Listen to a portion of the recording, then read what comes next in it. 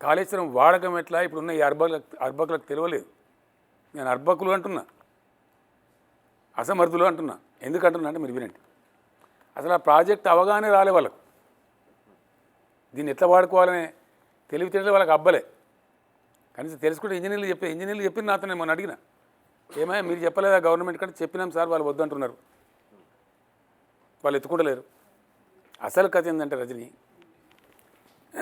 ఉత్తరం నుంచి వచ్చి గోదావరిలో కలుస్తుంది Pranahita. This is very important subject. మీది 2 బ్యారేజీలు వేరండి. దానికి అప్పర్ గోదావరి నీళ్ళే వస్తాయి, ఎస్ఆర్ఎస్పి ద్వారా వచ్చే నీళ్ళు వస్తాయి, గోదావరి సర్ప్లస్ అయితే. దీనికి వచ్చే నీళ్ళు మాత్రం, మేడిగడ్డ బ్యారేజ్కి వచ్చే నీళ్ళు మాత్రం ప్రాణహిత నుంచి వస్తాయి, మహోధృతంగా వస్తాయి. ప్రాణహితలో 3000 టీఎంసీలు వచ్చిన సంవత్సరాలు కూడా ఉన్నాయండి. అసలు 1700 టీఎంసీకి తక్కువ రాదు ఏ సంవత్సరం.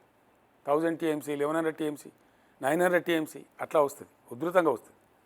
ఒక్కొక్కసారి మీది నుంచి కూడా వస్తుంది గోదావరి, ప్లస్ ప్రాణహిత కూడా వస్తుంది. అప్పుడు 20 లక్షలు, 25 లక్షలు, 28 లక్షల క్యూసెక్లు కూడా పోతుంది. అంత హెవీ రివర్ అది, చాలా వెరీ హెవీ. అయితే మేడిగడ్డ గోదావరి నుంచి మన నీళ్ళు ఎట్లా వాడుకోవాలా? అంతర్రాష్ట్ర వివాదాలు కదా ఈరోజంతా. అటుపక్క మహారాష్ట్ర, కింది పోతే ఛత్తీస్గఢ్, ఇటు కూడా మనది కూడా ముంపు సమస్య. ఇక్కడ ఎట్లా వాడుకోవాలా అంటే గోదావరి ఉత్తరం నుంచి వచ్చి స్ట్రేట్ మన ఒడ్డుకు తగులుకుంటుందండి. కాళేశ్వరం పుణ్యక్షేత్రం దగ్గర మన తెలంగాణ ఒడ్డుకు తగులుకొని ఒక 15-16 కిలోమీటర్లు ఒడ్డెంబడే పోతుంది. పోయి మళ్ళీ లెఫ్ట్కి తిరిగి మళ్ళీ అటు ఒడ్డు నుంచి పోతుంది, మహారాష్ట్ర ఒడ్డు నుంచి. ఆ రోజు ఇంజనీర్లు ఫైనల్ చేసింది ఏంటంటే, సార్ మీరు ఇంత బాధపడుతున్నారు కదా, ఇక్కడ మనం కన్నెపల్లి అనే ప్రాంతంలో ఎక్కడైతే ప్రాణం వచ్చి కలుస్తుందో, కలిసినాక 1 కిలోమీటర్ దూరంలో మనం కట్టుకున్నట్టయితే అసలు బ్యారేజీ లేకుండా కూడా నీళ్ళు తీసుకోవచ్చు మనం. వితౌట్ బ్యారేజ్ ఇప్పుడు తీసుకునేది కూడా అంతేనండి. వాస్తవానికి వితౌట్ బ్యారేజే తీసుకుంటాం.